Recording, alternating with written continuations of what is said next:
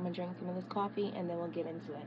All right, so here's 8 things that you can do as an esthetician to grow your business, to make additional money, and to just not have to do the same thing over and over and over again. I've been a licensed esthetician for 4 years now. I'm also a licensed lash technician.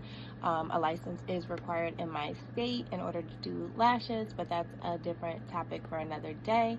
But I just wanted to give you guys ideas, especially for the newer estheticians who are still in school or coming up close to graduating, who still haven't found their niche or figured out what else they can do as an esthetician besides just the normal skincare. Not every esthetician is skincare focused. So here we go. Starting out with number 1, makeup. You can be a makeup artist.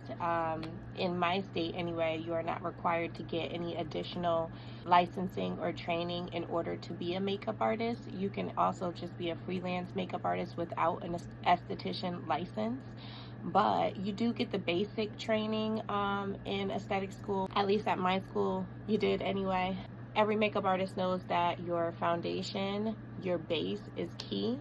So you being an esthetician and being knowledgeable about skincare or how to prep the skin prior to laying down the makeup is going to work in your favor. Number 2 is waxing. Waxing, for me anyway, is super lucrative, especially if you tend to specialize in like Brazilian waxes.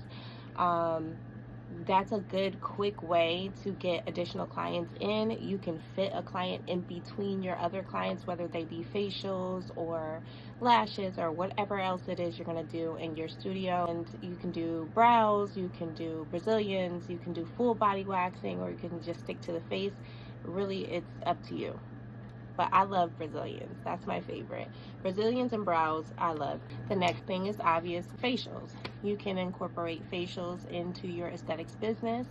You can go work somewhere like a spa and use your license to do facials there. Moving right along to chemical peels, which is a part of skincare, but I feel like it's a specialized service. It's definitely separate from your regular basic facial, and that's something that you want to be super knowledgeable, comfortable with. You want your client comfortable with. Please make sure you are getting your experience in before you touch anybody with a chemical peel. I honestly feel like you should start with enzyme peels anyway. I feel more safe with enzyme peels, and I'm 4 years in.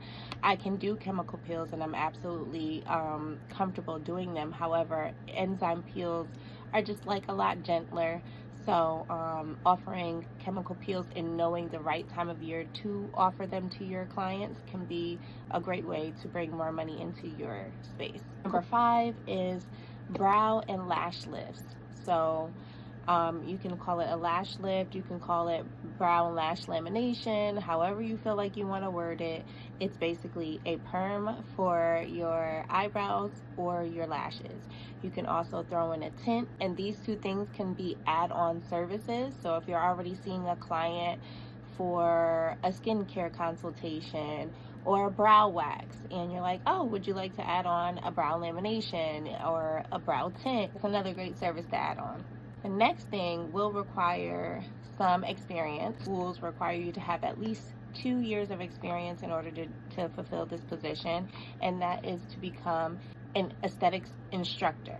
So if you feel like you have enough experience in the field, you have maybe been on your own or worked in a spa for at least 2 years, then being an instructor is a cool way to just do something a little bit different. I know a lot of estheticians who are instructors as well as own their own business. I did it for a little while and I love teaching. However, I felt like at that time it was taking over me being a business owner. I felt like my business became my part-time job and me being an instructor was my full-time job, and that was never what it was supposed to be. But you can be an instructor, whether it be at somebody else's school or even looking into getting your own accredited school. Number 7, social media.